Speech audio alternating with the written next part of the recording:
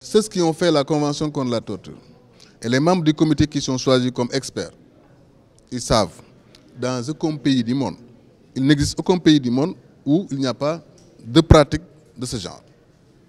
C'est pourquoi on ne peut pas condamner un État du seul fait qu'il y a la torture dans son pays. On ne peut pas.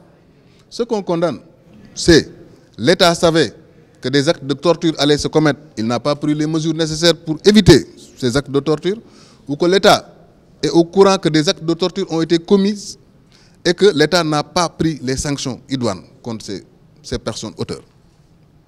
Voilà ce que la responsabilité de l'État tourne autour de ces deux variantes. Mais aucun État au monde n'est épargné par ce phénomène. Et nous avons démontré, avec des preuves à l'appui, avec des statistiques à l'appui, avec des jugements à l'appui, que les cas portés à la connaissance de l'autorité judiciaire et portant sur des faits de torture ont fait l'objet d'enquêtes suivies de poursuites et de jugements, et des sanctions appropriées ont été prononcées contre les personnes.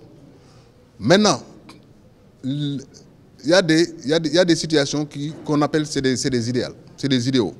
On tend toujours vers l'idéal, comme le fait d'être dans un pays où il n'y a pas de torture, il n'y a pas de bagarre, il n'y a rien. C'est des idéaux. On aspire vers, mais il n'y a aucun pays. Partout où vous allez, tout ce que vous avez cité, vous le trouvez dans tous les pays. Mais la responsabilité encore de l'État, dans le cadre de l'application de la Convention, se résume en termes de mesures de prévention que l'État est en train de faire à travers tout ce qu'on fait ici, en termes de sensibilisation, de vulgarisation des textes, de formation, mais également en termes de sanctions lorsque des faits de tests de ce genre ont été commis.